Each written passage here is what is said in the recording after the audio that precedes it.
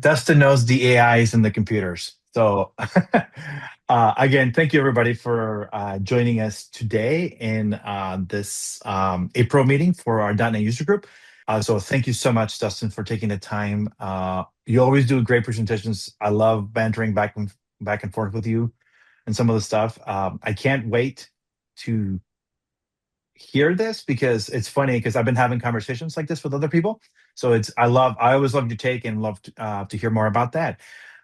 Everybody, you can just remain muted. Do you want to take questions as we go, Dustin, or how do you want to handle that? Yeah, we can actually I'll have you kind of monitor the chat and we okay, can perfect. stop, but my goal is to leave time at the end because I think that there's a lot of value there. Perfect. Yeah. So I'll monitor the chat. Everybody put it in there, and then I'll find natural injection points to talk with Dustin about some of your questions. And if you have any more, we can put it at the end. All right. Without further ado, take it away, Dustin. I was asking for like a Game of Thrones introduction, like Uh, Dustin, you you don't. I mean, software this is surgeon, breaker this of is what it bugs. is. All right. Tamer of the AI. This is going against your KPIs. All right. So the past didn't go anywhere. Fundamentals over AI. This is really kind of a conversation where maybe I can help you, but maybe you can also help me. As Javier mentioned, a lot of these conversations have been going around. There's been a lot of talk about the tooling of AI. This is a little bit more of a focus on what do I do in that future of AI? Who do I become? But yeah, let's jump into it. AI is coming to take your job. There's the elephant in the room. We've been hearing it. There's a lot of content out. I haven't seen this much content and fervor since the internet started coming out. And this is coming a lot faster too. So I know that this is a concern for me. I've heard peers mention that this is a concern. And I think that there's a lot of different approaches that we can face this problem with or face this opportunity with. So some people are really worked up and afraid. Other people, yeah, I'll be fine. Seen this before. This too shall pass. Uh, that that continuum, that pendulum kind of goes really far back and forth. And I'm not going to be taking a strong position on one side or the other. I'm going to have some conversation with you all to find out where we think we can sit in that, but also to figure out, where we can land. I added this slide this morning talking about the presentation with my wife, who asked not to be named. Uh, and she brought up a good point. Is AI the threat or is comfort? I've looked at the hermit crab as a career mantra for myself for a long time. If you've ever had hermit crabs or your kids do, the defining characteristic of them is they keep moving into different shells.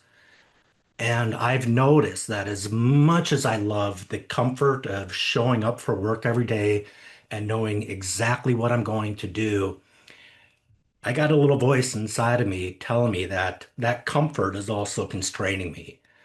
So I've done a lot of different things to try to put myself into uncomfortable situations, try new roles, solve different problems to make sure that I can continue to grow. So we can look back and see all of these changes that have been happening over time and maybe learn from them. The only constant is change. Maybe this time is different, maybe it's not. Some of these changes have been more impactful than others. And again, we'll kind of keep looking back to identify what are some of these keys that we can go off of. Maybe there's a lot of hype up here, and we might be able to take a look at using some of that knowledge in the past, some from our industry, some from our personal experiences, and try to move forward.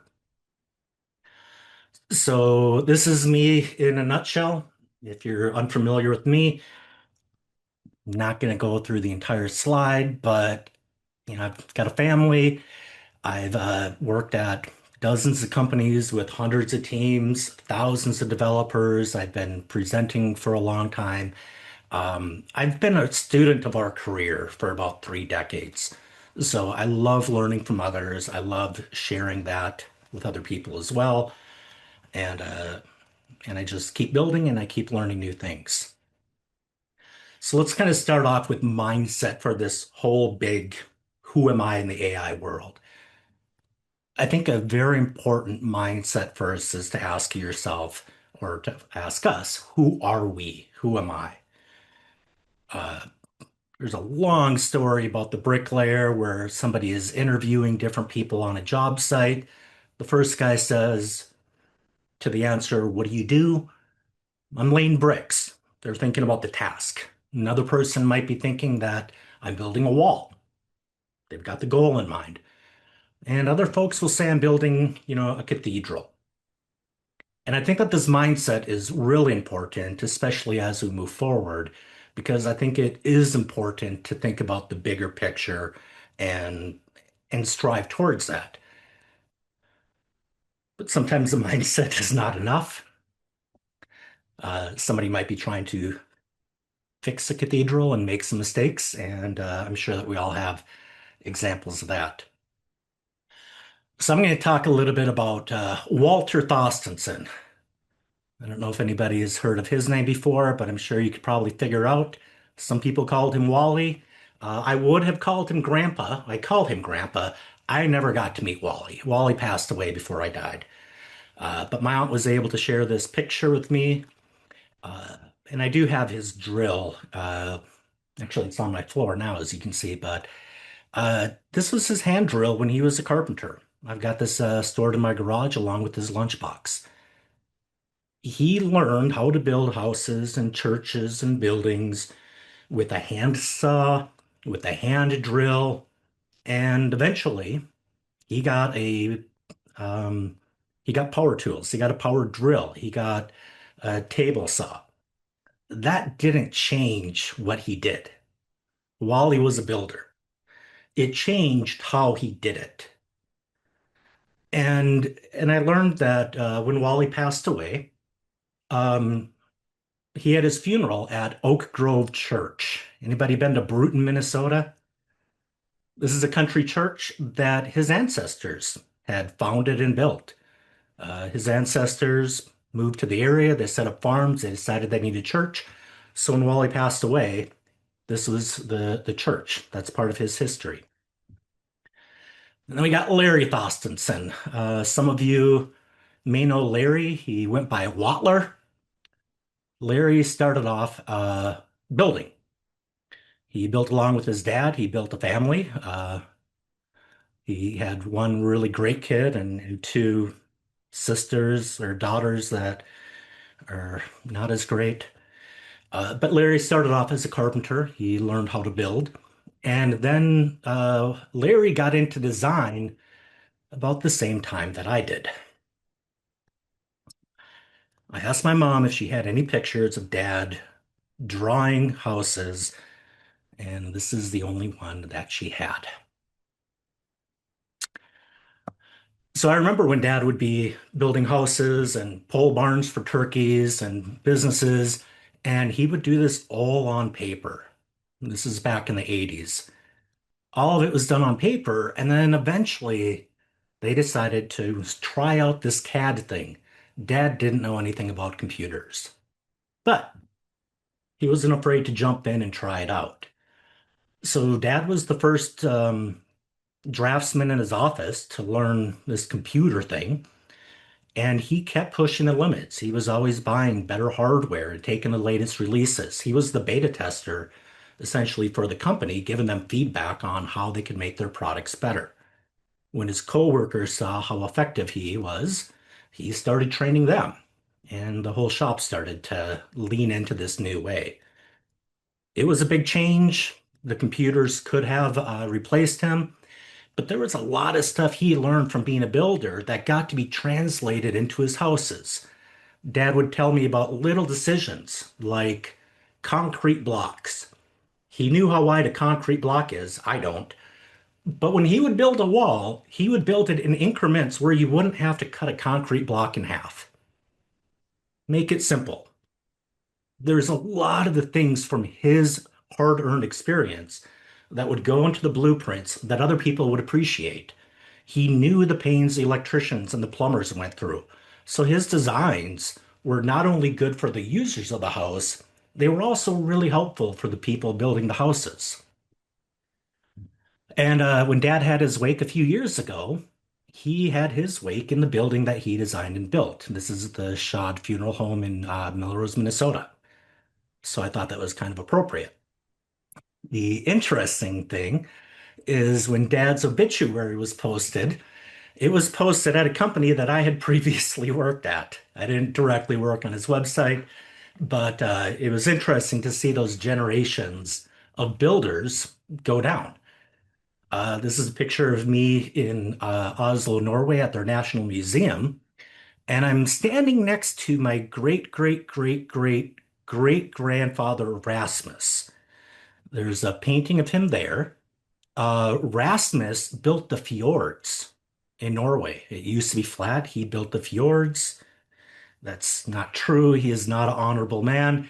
The painter, the very famous painter, selected him because he liked to focus on peasants. So I definitely don't come from royalty, and I don't know what Rasmus did. But I do know that this woman here was not his wife. Uh, if you look closely, she does not have a very happy look on her face because back in the 1850s, she thought it was inappropriate to be in a painting with a man who is not her husband. So what do I build? I build excuses for people to give me standing ovations. I think some of you might even be able to see yourself in there. This was DevOps days some years ago. I try to build solutions for businesses. I try to build community. I try to build understanding. I've realized for a long time I am a builder like my father, like my grandfather, etc. And through that, the tools I use have changed. But I think that this core of why I do it really hasn't changed. So enough about me. Let's talk about you. What what do you do? Do you write code? Are you a master of if statements and for loops? Are you a software surgeon who is excellent at syntax? It's a hard skill. It's not something that comes by easily, and whatever language you've had, there's a lot to master in there. It is not easy to write code. It's gotten easier. Anybody recognize what these are? Good chance for the old timers to chime in. So these are the old, yeah, the old punch cards.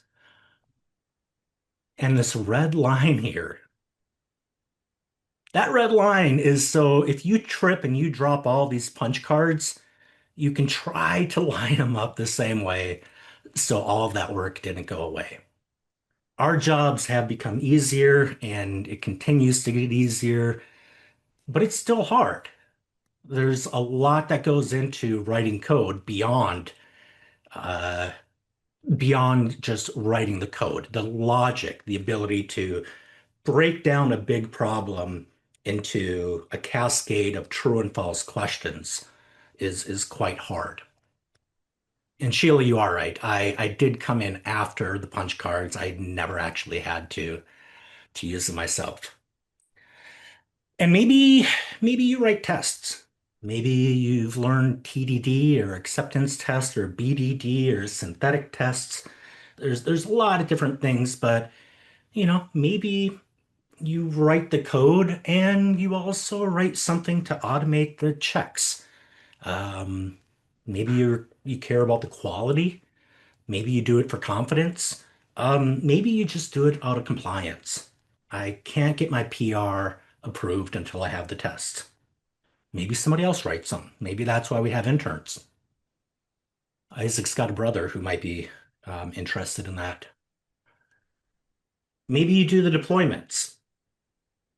Maybe you push your code to the sites it needs to go. You've learned some GitHub actions. Maybe you've got some YAML preferences and Terraforms and all this.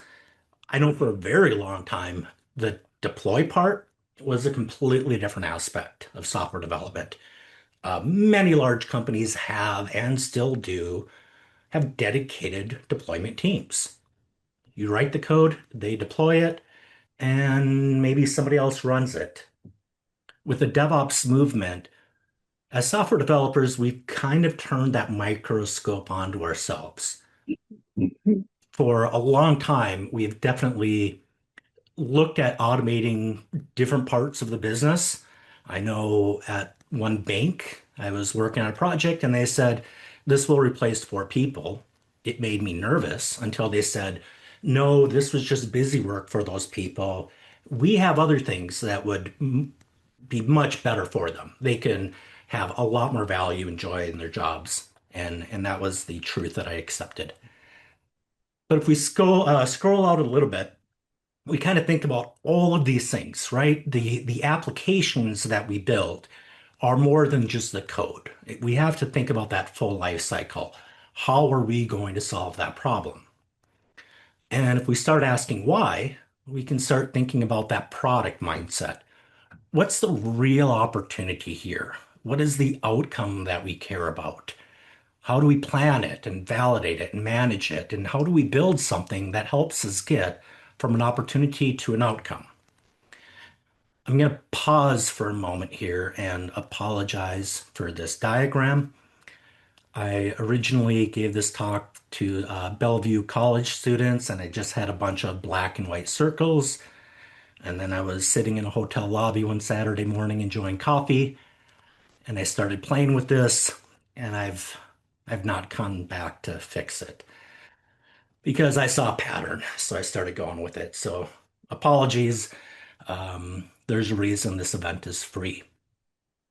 If we take a look at the bigger aspect here, we see that, we've got our business with the goals and the budgets. And I know that this is an oversimplified view of it, but I think it's important to be aware of what's going on, what that bigger picture is. I think for us to be impactful, doing the code part is important, but it's also helpful to see that bigger picture and to be aware of what are the motivations, the hopes and fears of different people in different roles. We might think about some things, they're probably thinking about others. And I think being aware of that is going to be important. So in our current state now, we've added AI to the mix. So now we can write code, we can have AI take care of that for us. Things are changing. We can have AI generate all the tests. So we don't have that pain anymore. It's much easier to just tell AI, I wrote the code, run all the tests, I'm compliant for the PR. Deploy and run. I know some of you can create a Docker image on paper.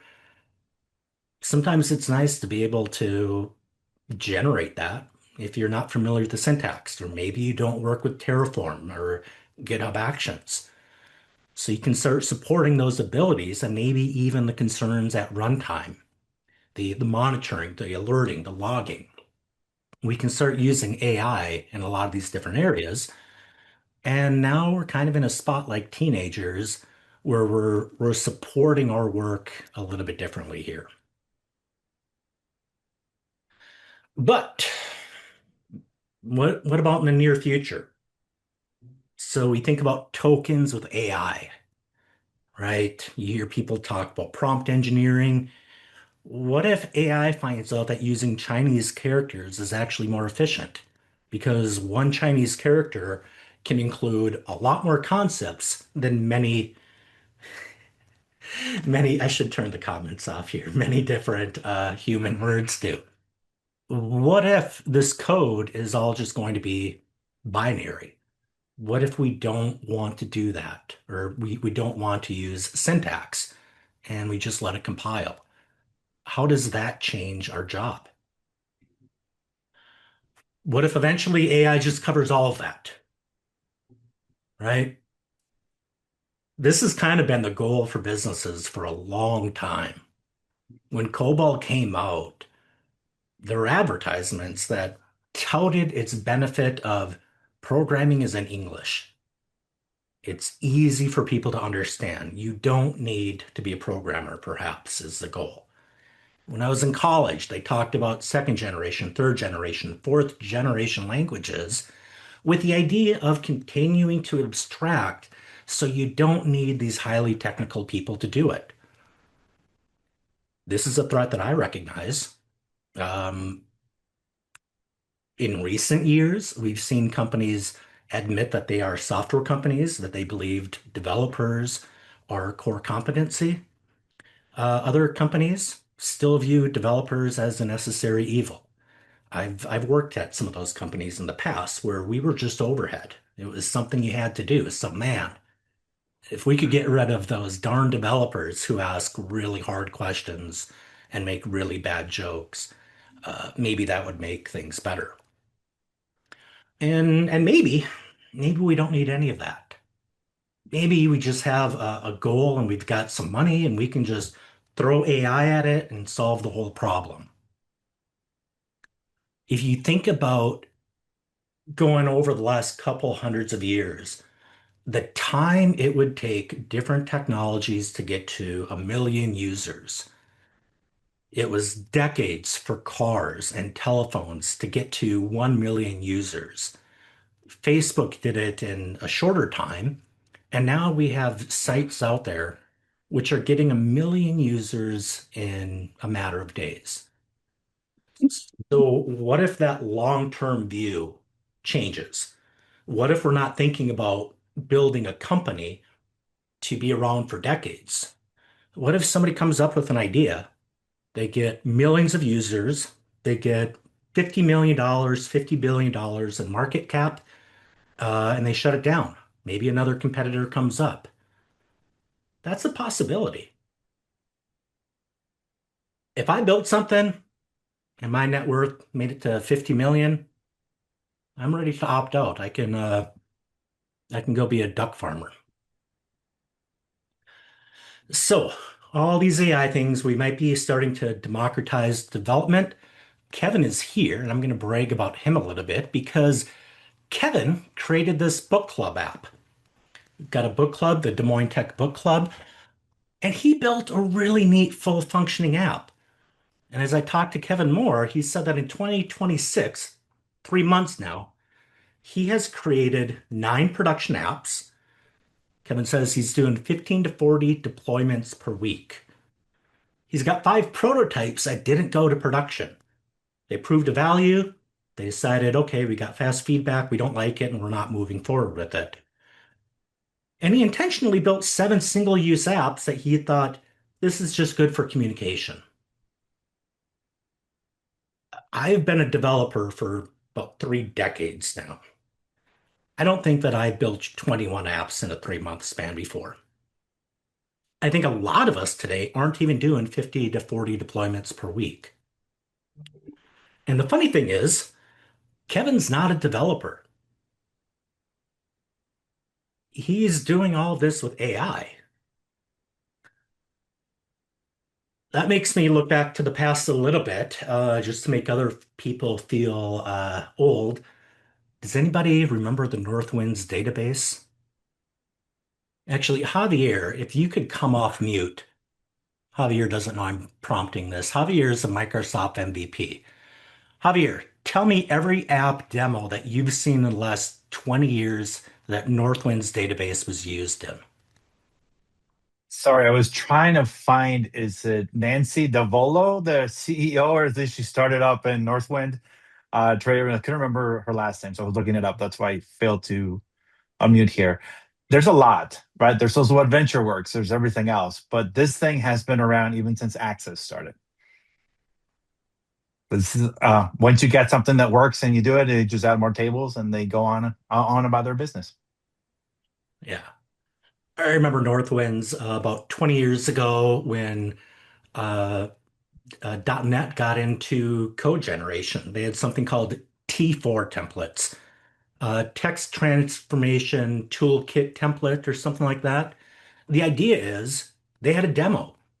You point to the database and it will generate your data access layer, your business layer, your UI.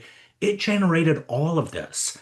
I remember trying to get ahead of that 20 years ago when my son was just born, thinking we're generating the entire stack now. And as I've been in the .NET user group for over 2 decades now, I remember seeing this come up over and over and over. And all of these demos going from 0 to 1, they look really great. But none of them took over the world. It was great to get a demo. Here's a fresh site. But as you started to use them more, you would see kind of the limitations, and we would keep learning from it. And eventually, for people like us, it would come down to these system failures. We could get something started, and that was encouraging, but we still had to deal with the problem. So, yes, there is definitely a very good use case for a lot of these abilities to come up with something quick. On the enterprise scale, it's different. And Kevin himself admitted that, his apps are for a specific purpose. It is not the same thing that you're going to run your, main website off of. You're not going to have millions of transactions a day. When you get to that scale, we still need experts. And this is a quote. I put it on the blue screen um, with homage. An expert is someone who knows all points of failure in a given realm. I heard this early in my career. I've not been able to attribute who it came from, but this has been in my mind all the time. It's not important enough to know how to make things work. It's knowing all of the different ways that things can break. And I think that for some of the experienced people here who are listening to the AI hype on one side and they're rationalizing it with their experience, I think that they understand that, yeah, it might look easy peasy, but there is going to be some squeezy coming in here. If this solved all these problems, we probably would have solved them a long time ago. I think that there is still a very strong need for experts, for people who understand the deep issues with large systems. And I think that there's also space for people to do some fast experimentation and for solving some problems that don't require an enterprise level approach. And that kind of brings us to the Gartner hype curve. There are many variations of this hype curve. It goes back to the dot-com days, the dot-com bust, but it recognizes that a new idea comes out and there gets to be a lot of fervor, a lot of talk, a lot of revolutionary projections. I'll just mix them. And then eventually, you start seeing the negative side of things. And we're seeing that already with AI. We're seeing our clouds crash. We're seeing um, different security risks where people are getting tricked. We're seeing people moving too fast with AI. We may not see that spike go all the way up. Patterns tell us we may see something like this. And as long as we're looking at patterns, let's look at some of the things that have been going on so far. I started off where we would hand roll our entire stack. We'd build the servers, got the hardware, we'd virtualize operating systems, runtimes, scaling. We would have to do all this work. And then I remember when the cloud came out and they started to take over more and more of these responsibilities for us. Now we've got software as a service. All you have to do is configure it to do what you want. AI is kind of in here as well too. We are standing on the shoulders of giants. We are worrying about the things that make sense for us to worry about. And the level of abstraction that we want to focus on is part of the decision process. I remember when Azure came out, they just wanted to get people on Azure. And the tech leads, the senior executives said, yeah, but how much? And they said, don't worry about that. It'll be fine. And we're getting to the point now where a lot of people who have moved to the cloud definitely have some benefits, but some people realize it's probably more than what they need. We could probably do all of this on a Raspberry Pi. So I think it's important for us to look at that and recognize there are these changes coming up. Um, and even recognize what's worth building. Um, we've got Teams, and there was Basecamp and Slack and Discord. Yeah, these are all things that we could probably build, but it's not a matter of technical ability. It's a matter of feasibility. Does this solve the problem that our company cares about? And building your own email or communication platform probably isn't a differentiator. So, if this is our more immediate concern, that we're going to turn everything over to AI and we're going to abstract this away from us, what are the things that we can do to prepare for that? I'm including Scott's picture on here because he was the first one who had introduced Javon's paradox to me. Uh, Scott has a very optimistic outlook on our futures, and I share that. Yes, a lot of fear. AI is taking over. But Javon's paradox has shown us how, through history, when something becomes more efficient, the demand for it goes up. Steam engines, we didn't have a whole lot of steam engines because coal was expensive. Once coal got cheap, the number of steam engines went up. Computers used to be cheap. Now we've got them all over. I've got leftover computers that I just use this to play Monopoly games on it. We've got the internet. I remember when we had dial-up. I remember when I had a monthly cap.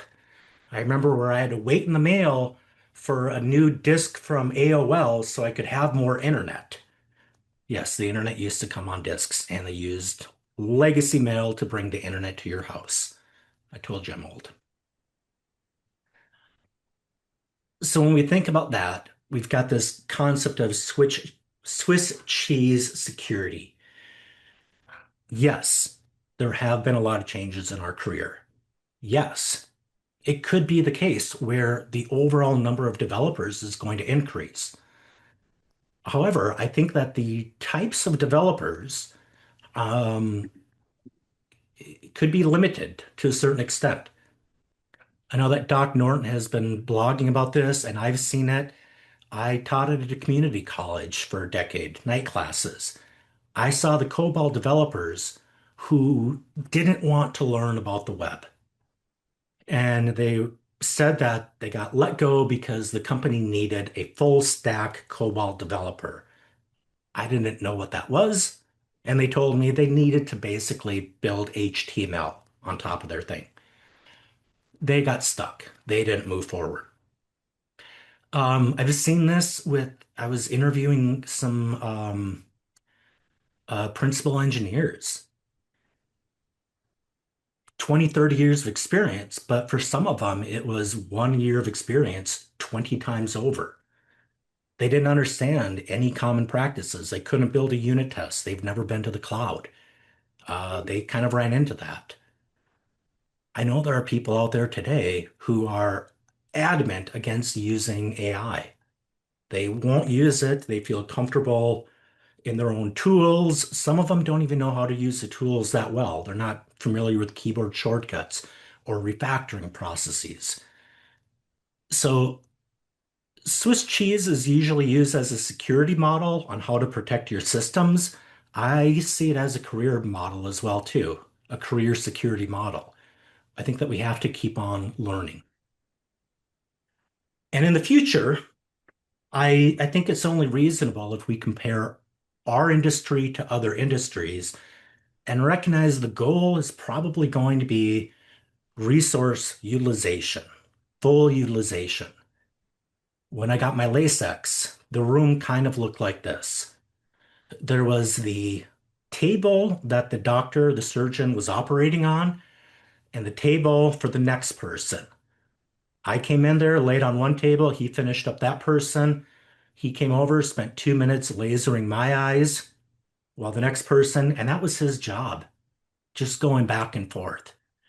They had to pay that doctor a lot of money, and they wanted to squeeze every piece out of him.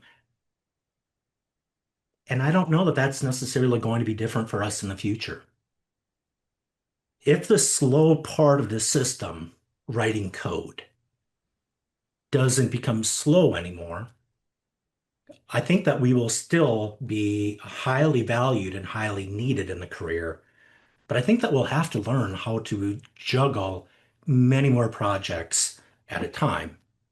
And we'll have to find better ways to be able to do that besides just knowing the code inside and out. We're still going to have bugs. Does anybody know who this is? Another little history lesson here. Another Thostenson. I should be so lucky. Speaking of another Thostenson, we just have my nephew coming in now. Hi, Eli. So this is Admiral Grace Hopper.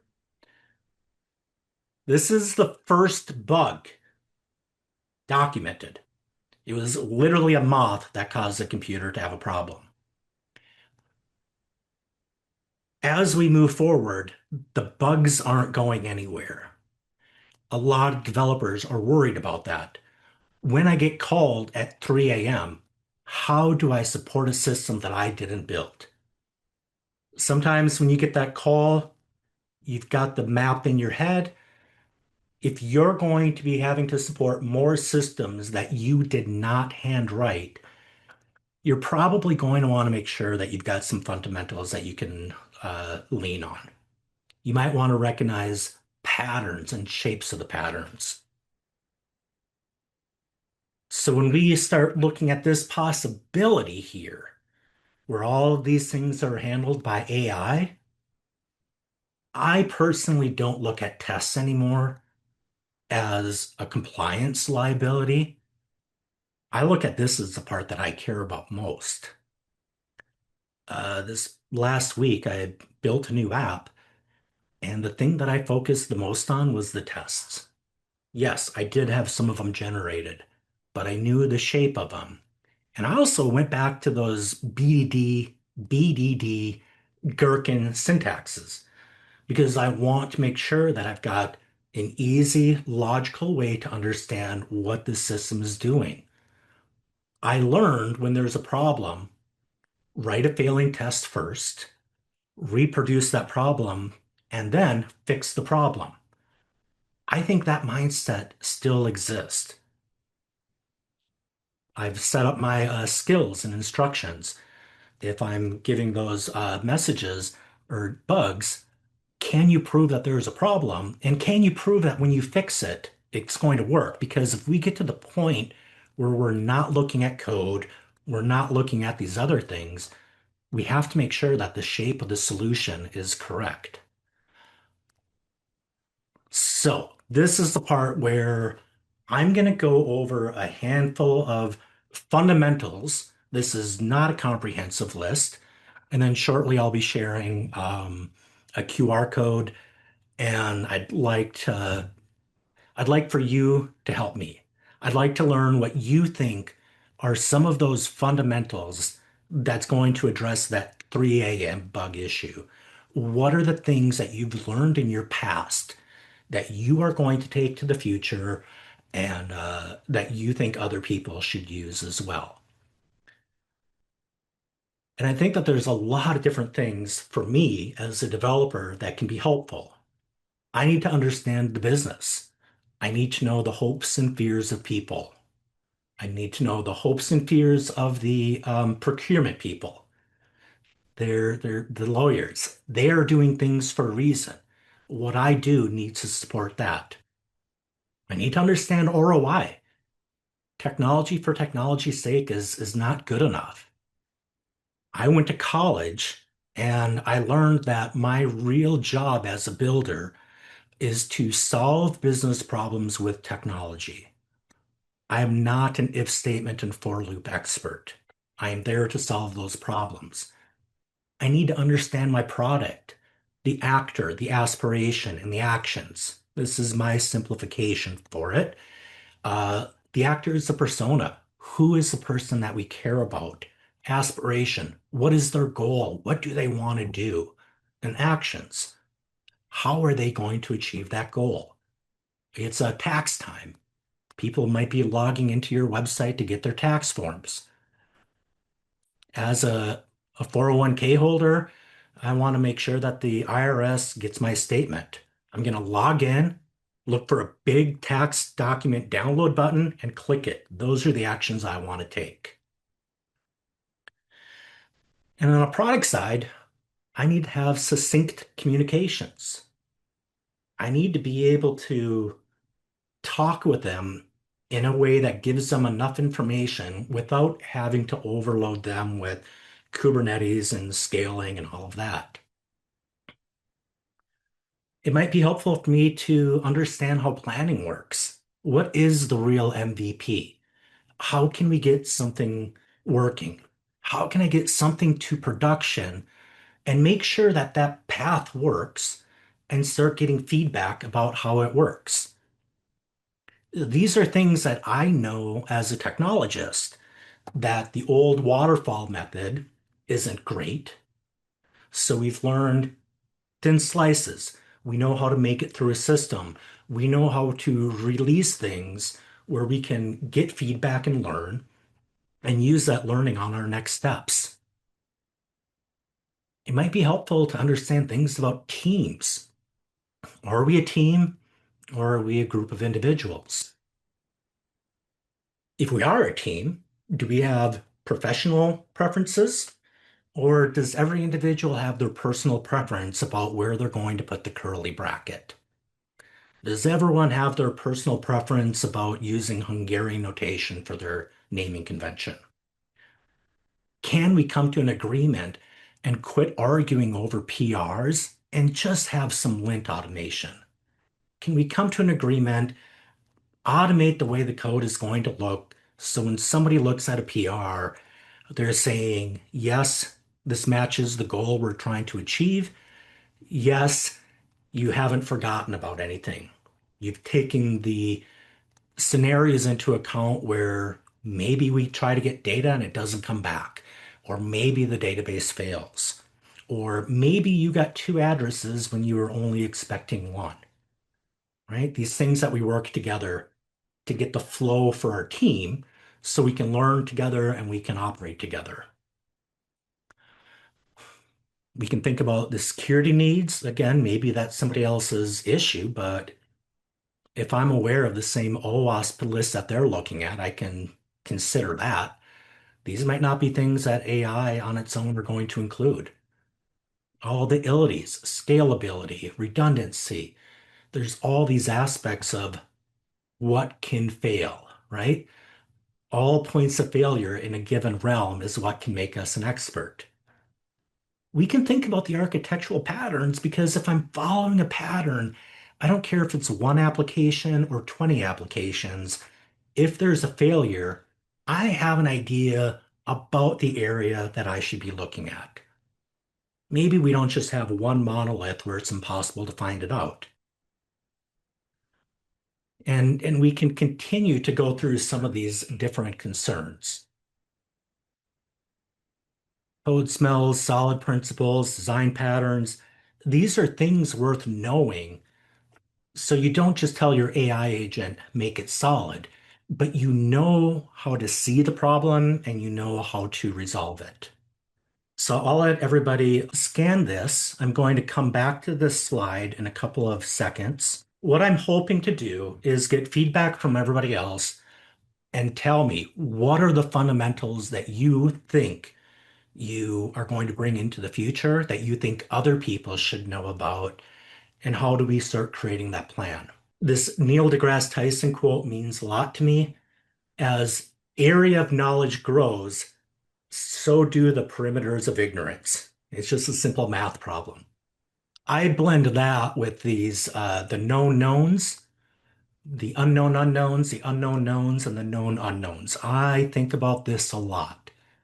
So our known knowns, the things that we know, this is comfort. When you stick with the things that you know, you are probably going to get blindsided by an unknown unknown.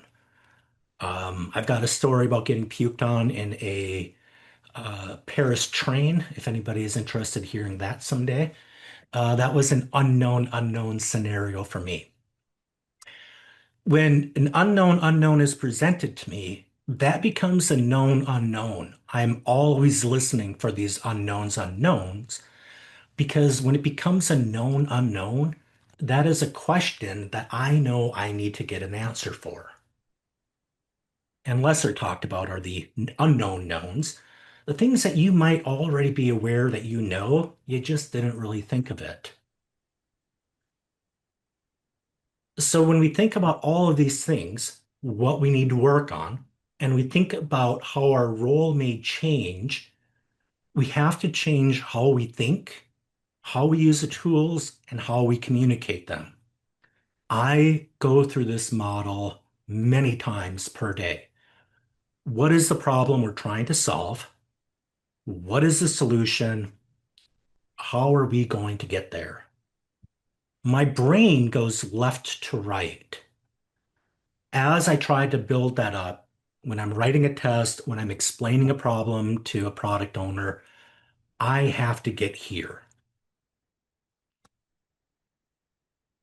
And understanding the relationships, that is support. If another developer wants to get deep into these conversations, we can. But at some point, we might not need to. Problem, solution, and path. That is going to be the one thing I strongly believe is going to be important in the future if we get to an AGI state. The builder mindset, I think, is helpful. And this Robots Are Coming book came out in 2017. Long story short, machines are going to do the predictable, and us humans we have to master the meaningful. The future belongs to people who do what machines can't: create, empathize, and adapt. If you think that you're a coder now and you're always going to be a coder, that may be a career limiting move. We have got a very crazy landscape ahead of us. Whenever I go to Colorado and I first start seeing those mountains, I roll back in my head, how would I have felt if I was doing this in the 1800s? How would I have approached seeing those mountains, knowing that I needed to cross them? Um, Today, I'm probably the person who would have settled Denver. That might have been a challenge I didn't want to face. For others, though, we get to look forward and say, we're not exactly sure what's on the end of that, across those mountains beyond that horizon, but we do get to be very deliberate on how we approach that. All right, so let's come back to some of these fundamentals. Everybody can come off of mute. We've got about 6, 7 minutes I'd like to hear what people think. What are the fundamentals that you are going to be relying on?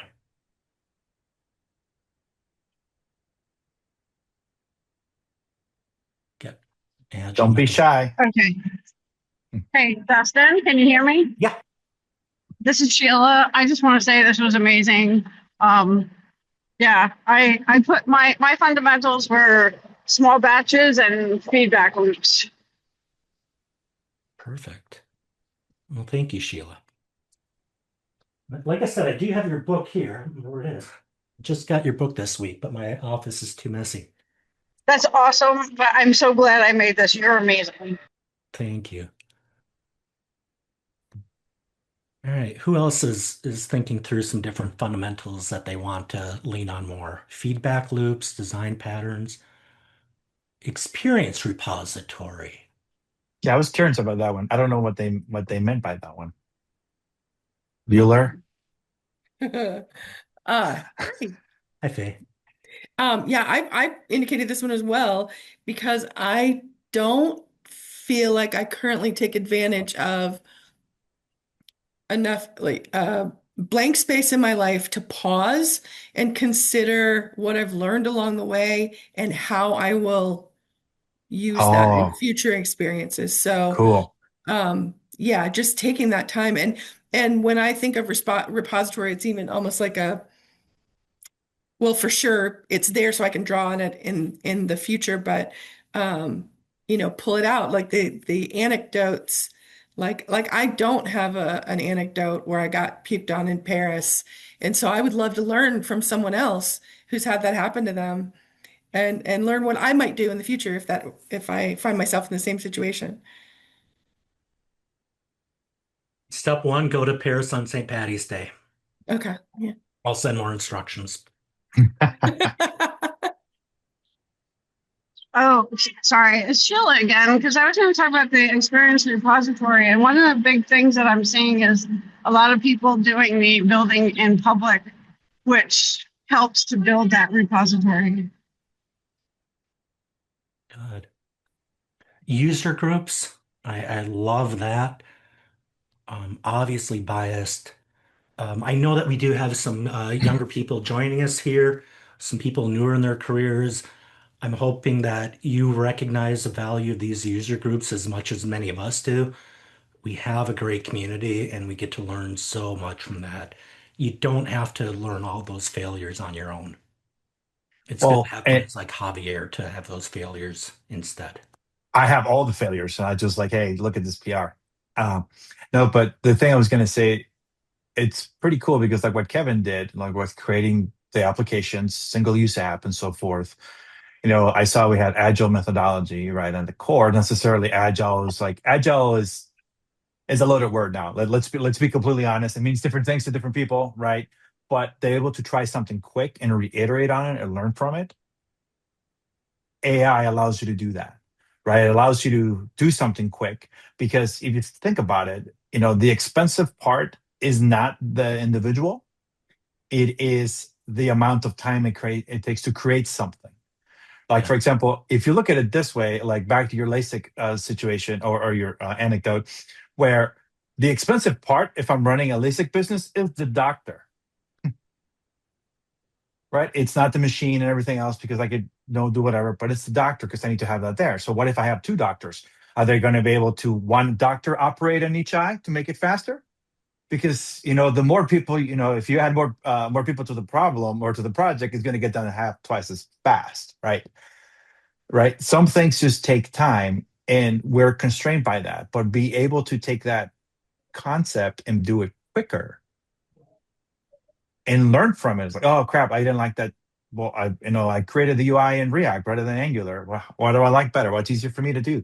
And you can easily spend an hour on doing it both times or Yeah. half hour, whatever that thing is, right? So understanding more of the, hey, how you get through these specific items and leveraging it is also a good lesson to have. It's like, try it fast, back to like small batches into the same. I'm going to take this one thing, go through it quickly, and see what I get out of it. I may learn one thing, I may learn nothing. And even learning nothing is that you learn something. Yeah. So, When I think back to like The Pragmatic Programmer, a book that was written decades ago, and they talk about a craftsman, a craftsperson masters their tools. I think it's our job to master AI, not to allow AI to master us. 100%. Documentation, small batches, etc. All right, I get 3 minutes left here.